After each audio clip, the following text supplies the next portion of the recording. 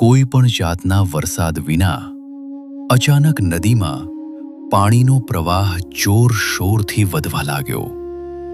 નદીમાં પૂર જેવી સ્થિતિ સર્જાઈ ગઈ. પેલો તોફાની ઘોડો અને છોકરો પણ પાણીના પ્રવાહમાં બુડવા લાગ્યા. લોકો ડરના માર્યા કાંઠેથી બૂમો પાડવા લાગ્યા. અરે મહાત્માજી! ઓ મહાત્માજી! ભાગો ભાગો! જલ્દી ઉઠો, નહીતર નદીમાં તણાઈ જશો.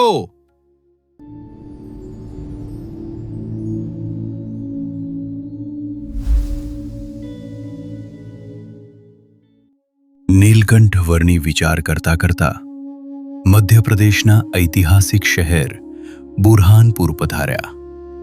અહીં તાપી નદીના પવિત્ર કાંઠે રાજઘાટ આરે પથ્થરની એક વિશાળ સૂતેલા હાથી જેવો આકાર ધરાવતી શિલા હતી.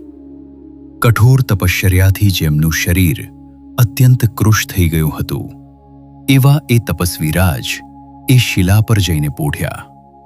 એ સમયે નદીમાં પાણીનો પ્રવાહ એકદમ ઓછો હતો. નદીના થોડા આગળના ભાગમાં 25 જેટલી પનિહારીઓ પોતાના બેડા લઈને પાણી ભરવા માટે આવી હતી.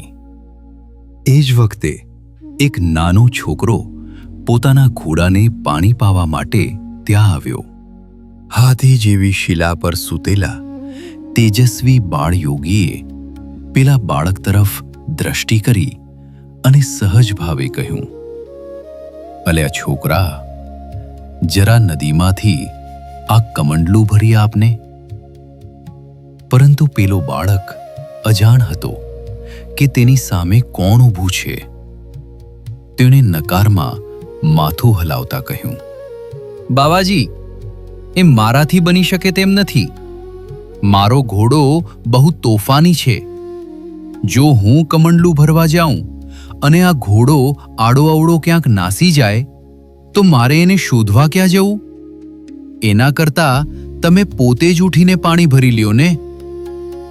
આ સાંભળીને વર્ણિરાજે મનોમન એક સંકલ્પ કર્યો. આ પાણી જો ઊંચું ચડે તો ઠીક. અને ક્ષણભરમાં જ આશ્ચર્ય સર્જાયું. કોઈ પણ જાતના વરસાદ વિના અચાનક નદીમાં પાણીનો પ્રવાહ જોરશોરથી વધવા લાગ્યો. નદીમાં પૂર જેવી સ્થિતિ સર્જાઈ ગઈ. પાણી ભરવા આવેલી પનિહારીઓ તો ગભરાઈ જ ગઈ. તેમના બેડા તણાવા લાગ્યા અને તેઓ વિચારના વમળમાં અટવાઈ ગઈ કે આકાશમાં વાદળ પણ નથી, તો આ અચાનક પાણી ક્યાંથી આવ્યું? પેલો તોફાની ઘોડો અને છોકરો પણ પાણીના પ્રવાહમાં બુડવા લાગ્યા. માંડ માંડ જીવ બચાવીને તે છોકરો કાંઠે આવ્યો. રડમસ ચહેરે તે બોલી ઉઠ્યો, આ બાળયોગી કોઈ સાધારણ બાવા નથી, પણ બહુ સમર્થ લાગે છે. એમના એક સંકલ્પથી જ આખી નદી ઉભરાઈ ગઈ છે.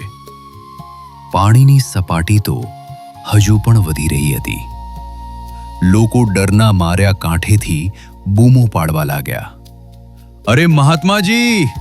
ઓ મહાત્માજી! ભાગો ભાગો! જલ્દી ઉઠો, નહીતર નદીમાં તણાઈ જશો. પરંતુ જે લાખો જીવોને ભવસાગરના પૂરથી તારનાર છે, તેમને પાણીમાં તણાવવાની બીક શાની હોય? તેઓ તો અવિચળ ભાવે પોઢ્યા હતા. કેટલાક લોકોના હૈયા તો ધરકી રહ્યા હતા કે હમણાં જ આ બાવાજી તણાઈ જશે. પણ કોઈની હિંમત નહોતી કે પાણીમાં જઈને તેમને બચાવે. પાણી જ્યારે છેક વર્ણિરાજના ચરણ સુધી પહોંચ્યું, ત્યારે ફરી એક ચમત્કાર થયો. જેવો નદીના જળને વર્ણિરાજના ચરણકમળનો સ્પર્શ થયો કે તરત જ નદી શાંત પડી ગઈ. ઉછળતું પાણી નીચું ઉતરી ગયું અને પ્રવાહ ફરીથી પૂર્વવત થઈ ગયો. આ જોઈને આખું બુરહાનપુર અહોભાવમાં ગરકાવ થઈ ગયું. હવે કોઈને શંકા નહોતી કે આ નાનકડો બાળક દેખાતો યોગી એ સાક્ષાત ઈશ્વરનો અવતાર છે. લોકો દોડતા આવ્યા અને વર્ણિરાજના ચરણે પડ્યા. સૌએ કરગરતા કંઠે પ્રાર્થના કરી, હે સમર્થ ભગવાન, આપ કેવળ કૃપા કરી અમારા આંગણાને પાવન કરવા ગામમાં પધારો. ત્યારે વર્ણિરાજે સ્મિત સાથે ઉત્તર આપ્યો, હાલમાં તો અમારે તીર્થાટન કરવાનો નિયમ છે, એટલે ગામમાં નહીં આવી શકીએ. પણ ધીરજ રાખો, ફરી કોઈ દિવસ જરૂર આવીશું.